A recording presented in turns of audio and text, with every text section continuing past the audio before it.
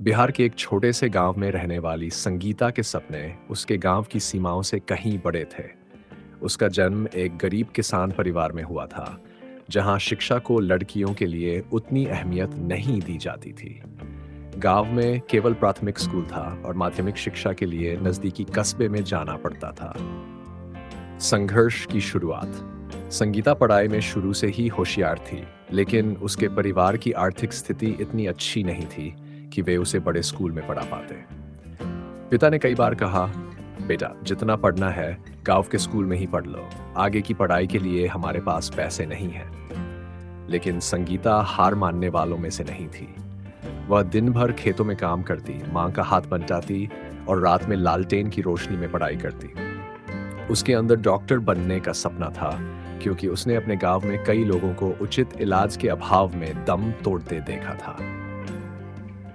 मां का सहारा और कठिनाइयों से लड़ाई। उसकी मां ने हमेशा उसका साथ दिया।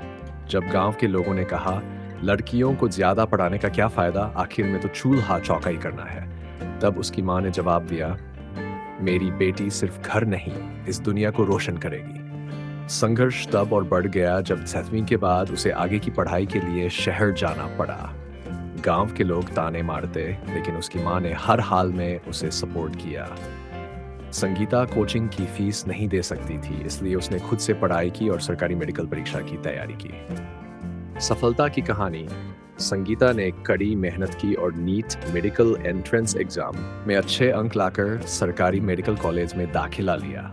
जब रिजल्ट आया तो पूरे गांव में उसका नाम गूंज उठा। वही लोग जो कभी ताने मारते थे, अब उसकी तारीफ कर रहे थे। आज संगीता एक सफल डॉक्टर है और अपने गांव में एक क्लिनिक खोलकर गरीबों का मुफ्त इलाज करती है।